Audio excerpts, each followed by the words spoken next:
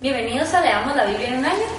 Hoy continuaremos con la lectura del libro de Marcos, los capítulos 4 y 5. Dice así la palabra del Señor. Otra vez comenzó Jesús a enseñar junto al mar y se reunió alrededor de él mucha gente, tanto que entrando en una barca se sentó en ella en el mar y toda la gente estaba en tierra junto al mar. Y les enseñaba por parábolas muchas cosas y les decía en su doctrina: Oíd, he aquí el sembrador salió a sembrar. Y al sembrar aconteció que una parte cayó junto al camino, y vinieron las aves del cielo y la comieron. Otra parte cayó en pedregales donde no tenía mucha tierra, y brotó pronto porque no tenía profundidad de tierra, pero al salir el sol se quemó, y porque no tenía raíz se secó. Otra parte cayó entre espinos, y los espinos crecieron y la ahogaron, y no dio fruto. Pero otra parte cayó en buena tierra, y dio fruto, pues brotó y creció y produjo a 30, a 60 y a 100 por uno. Entonces les dijo: el que tiene oídos para oír, oiga. Cuando estuvo solo, los que estaban cerca de él con los 12 le preguntaron sobre la parábola, y les dijo: a vosotros os es dado saber el misterio del reino de Dios, mas a los que están fuera, por parábolas todas las cosas, para que viendo vean y no perciban, y oyendo oigan y no entiendan, para que no se conviertan y les sean perdonados los pecados. Y les dijo: ¿no sabéis esta parábola?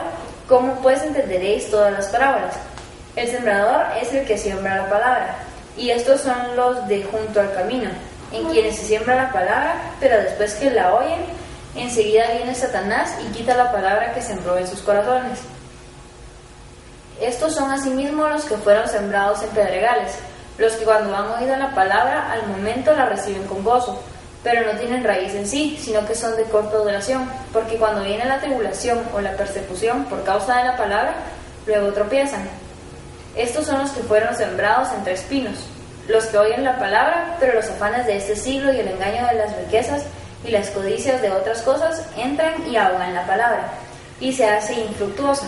Y estos son los que fueron sembrados en buena tierra, los que oyen la palabra y la reciben, y dan fruto a 30, a 60 y a 100 por uno. También les dijo: ¿acaso se trae la luz para ponerla debajo del almud o debajo de la cama? ¿No es para ponerla en el candelero?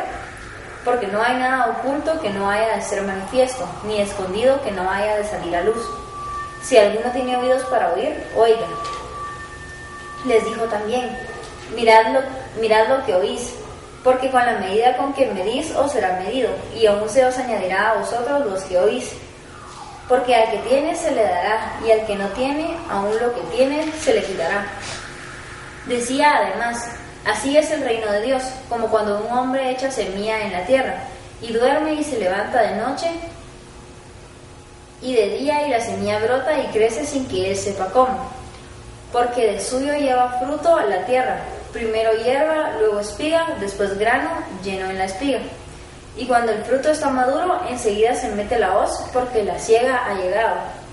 Decía también: ¿a qué haremos semejante el reino de Dios, o con qué parábola lo compararemos? Es como el grano de mostaza, que cuando se siembra en tierra es la más pequeña de todas las semillas que hay en la tierra. Pero después de sembrado, crece y se hace la mayor de todas las hortalizas, y echa grandes ramas de tal manera que las aves del cielo pueden morar bajo su sombra. Con muchas parábolas como estas les hablaba la palabra, conforme a lo que podían oír, y sin parábolas no les hablaba, aunque a sus discípulos en particular les declaraba todo. Aquel día, cuando llegó la noche, les dijo: pasemos al otro lado. Y despidiendo a la multitud, le tomaron como estaba en la barca, y había también con él otras barcas. Pero se levantó una gran tempestad de viento y echaba las olas en la barca de tal manera que ya se anegaba. Y él estaba en la popa durmiendo sobre un cabezal. Y le despertaron y le dijeron: Maestro, ¿no tienes cuidado que perecemos? Y levantándose, reprendió al viento y dijo al mar: Calla, enmudece. Y cesó el viento y se hizo grande bonanza. Y les dijo: ¿por qué estáis así amedrentados? ¿Cómo, no tenéis fe? Entonces temieron con gran temor y se decían el uno al otro: ¿quién es este que aún el viento y el mar le obedecen? Capítulo 5. Vinieron al otro lado del mar, a la región de los Gadarenos, y cuando salió él de la barca, enseguida vino a su encuentro de los sepulcros un hombre con un espíritu inmundo, que tenía su morada en los sepulcros, y nadie podía atarle ni aun con cadenas, porque muchas veces había sido atado con grillos y cadenas, mas las cadenas habían sido hechas pedazos por él y desmenuzados los grillos, y nadie le podía dominar. Y siempre de día y de noche andaba dando voces en los montes y en los sepulcros e hiriéndose con piedras. Cuando vio pues a Jesús de lejos, corrió y se arrodilló ante él, y clamando a gran voz dijo: ¿Qué tienes conmigo, Jesús, Hijo del Dios Altísimo? Te conjuro por Dios que no me atormentes. Porque le decía: Sal de este hombre, espíritu inmundo. Y le preguntó: ¿Cómo te llamas? Y respondió diciendo: Legión me llamo, porque somos muchos. Y le rogaba mucho que no los enviase fuera de aquella región. Estaba allí cerca del monte un gran hato de cerdos paciendo, y le rogaron todos los demonios diciendo: Envíanos a los cerdos para que entremos en ellos. Y luego Jesús les dio permiso, y saliendo aquellos espíritus inmundos entraron en los cerdos, los cuales eran como 2000, y el hato se precipitó en el mar por un despeñadero, y en el mar se ahogaron. Y los que apacentaban los cerdos huyeron y dieron aviso en la ciudad y en los campos, y salieron a ver qué era aquello que había sucedido. Viniendo a Jesús, y ven al que había sido atormentado del demonio y que había tenido la legión, sentado, vestido y en su juicio cabal, y tuvieron miedo. Y les contaron los que lo habían visto cómo le había acontecido al que había tenido el demonio y lo de los cerdos. Y comenzaron a rogarle que se fuera de sus contornos. Al entrar en la barca, el que había estado endemoniado le rogaba que le dejase estar con él. Mas Jesús no se lo permitió, sino que le dijo: Vete a tu casa a los tuyos y cuéntales cuán grandes cosas el Señor ha hecho contigo y cómo ha tenido misericordia de ti. Y se fue y comenzó a publicar en Decápolis cuán grandes cosas había hecho Jesús con él, y todos se maravillaban. Pasando otra vez Jesús en una barca a la otra orilla, se reunió alrededor de él una gran multitud, y él estaba junto al mar. Y vino uno de los principales de la sinagoga llamado Jairo, y luego que le vio se postró a sus pies, y le rogaba mucho diciendo: Mi hija está agonizando, ven y pon las manos sobre ella para que sea salva y vivirá. Fue pues con él y le seguía una gran multitud y le apretaban. Pero una mujer que desde hacía 12 años padecía de flujo de sangre y había sufrido mucho de muchos médicos y gastado todo lo que tenía y nada había aprovechado, antes le iba peor.